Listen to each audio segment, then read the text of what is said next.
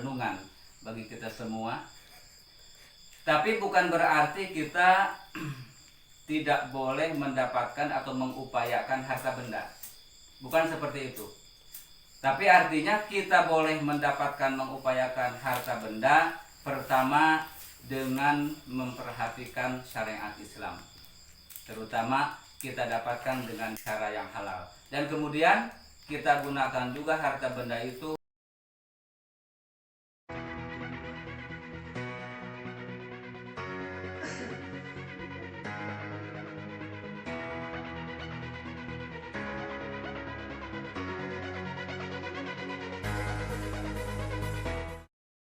Assalamualaikum warahmatullahi wabarakatuh. Waalaikumsalam warahmatullahi wabarakatuh. Bismillah, alhamdulillah, wassalatu wassalamu ala rasulillah Sayyidina Muhammad ibn Abdillah wa ala alihi wa sahbihi wa mawala.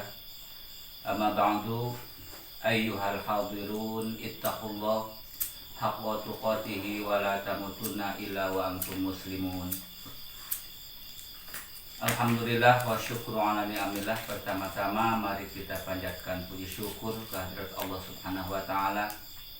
Alhamdulillah kita dapat berkumpul pada sore kali ini dalam kajian kitab. Salawat beserta salam semoga dilimpah curahkan kepada baginda alam habibana wa nabiyana karim kanjeng Rasulullah Muhammad sallallahu alaihi wasallam. Hadirin yang saya hormati, kemarin masih dalam bahasan bahwa 5 perkara itu harus kita cintai dan 5 perkara harus kita lupakan. Justru pada akhir zaman ini yang 5 perkara harus kita cintai malah kita lupakan, dan yang 5 perkara yang harus kita lupakan malah kita lebih mencintainya.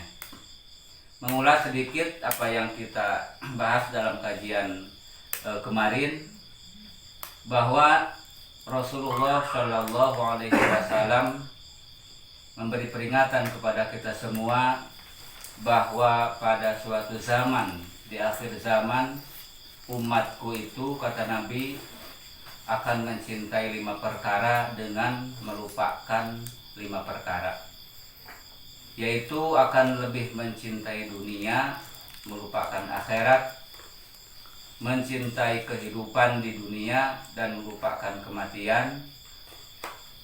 Yang ketiga, lebih mencintai bangunan-bangunan atau rumah-rumah mewah dengan melupakan kuburan. Dan yang keempat, akan lebih mencintai harta benda dan akan melupakan hisaban atau pertanggungjawaban daripada harta benda tersebut. Dan yang kelima, umatku itu akan lebih mencintai makhluk dan akan melupakan khaliq, yaitu Allah Subhanahu wa taala. Kemarin 1, 2, 3 setelah kita jelaskan bersama, pada kajian kali ini insya Allah saya akan mencoba menjelaskan yang keempat dan yang kelima. Wa yuhibbunal mala wa yansawnal hisaba.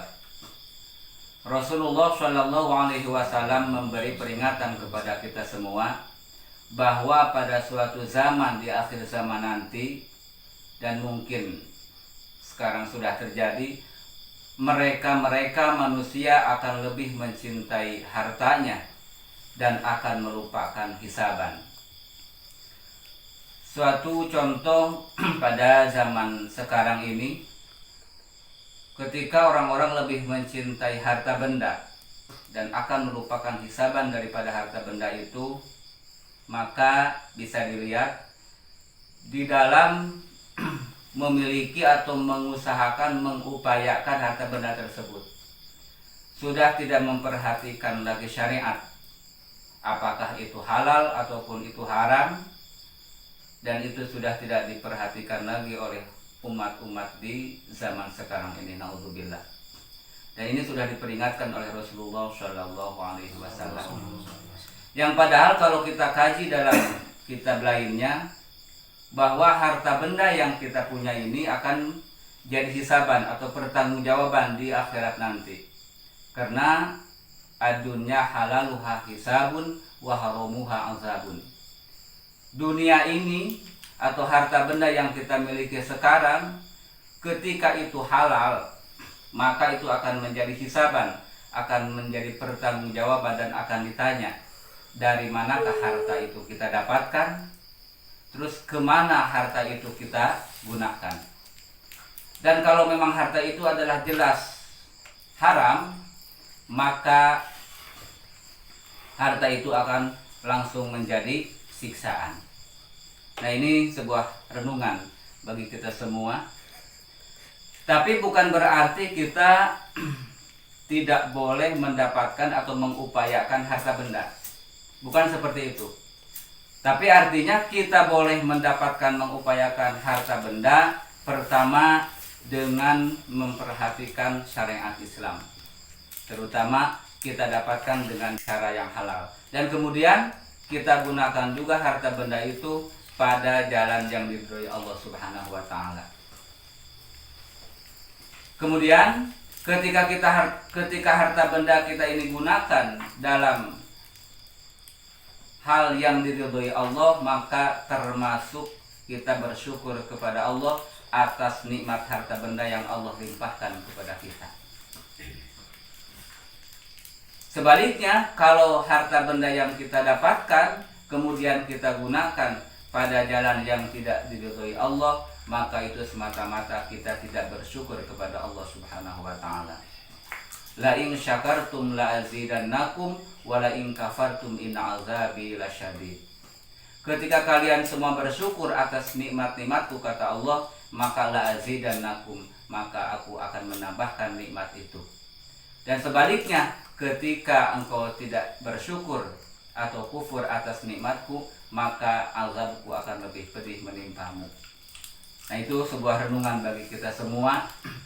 Mari ketika kita ingin mendapatkan harta benda, maka salah satunya adalah perhatikan bahwa harta benda itu halal atau haramnya, hak kita dapatkan atau tidak hak kita dapatkan. Yang kemudian wa yuhibbunal khalqa wa yansawnal khaliqa. Kata Nabi, pada suatu zaman umatku itu akan lebih mencintai makhluk dan melupakan Khalik. Nah, pada masa ini sudah kita dapatkan atau sudah kita perhatikan bahwa manusia-manusia termasuk kita mungkin lebih memperhatikan makhluk daripada memperhatikan Khalik, sang pencipta, yaitu Allah Subhanahu wa taala. Contoh, dalam suatu keluarga atau rumah tangga, kita mempunyai seorang istri yang sangat-sangat kita cintai, dan itu makhluk Allah, ciptaan Allah. Dan kemudian saking kita mencintai istri kita, lalu istri kita itu maksiat kepada Allah, karena kita lebih mencintainya, maka Allah lupakan dan istri kita turutkan. Dan itu bahaya, apalagi kita seorang suami menjadi pemimpin sebuah keluarga, akan diminta pertanggungjawaban nanti di akhirat kelak. Dan pada suatu kitab lainnya diceritakan Nabiullah Adam pernah mewasiatkan kepada putranya, yaitu Nabi Sis. Salah satu wasiatnya, jangan engkau turuti hawa nafsu istrimu, karena itu akan mencelakaimu. Karena Nabi Adam sendiri merasa bahwa dengan sebab memperturutkan keinginan istrinya, sehingga Nabi Adam dikeluarkan dari surganya Allah Subhanahu wa taala. Yang mana kita maklum kisahnya ketika Siti Hawa, istrinya Nabiullah Adam, menginginkan sebuah khuldi atau tanaman buah-buahan, maka karena memang Nabiullah Adam mencintai Siti Hawa itu, kemudian Nabi Adam memetik buah itu. Dan karena Nabi Adam memetik buah itu, maka Allah peringatkan bahwa Nabiullah Adam harus keluar dari surganya Allah Subhanahu wa taala. Dan perlu kalau kita mengisahkan kisah ini, jangan sampai kita mengkultuskan Nabiullah Adam, karena Nabi Adam itu adalah seorang nabi. Seorang nabi itu tidak mungkin melakukan hal yang maksiat, yang dosa.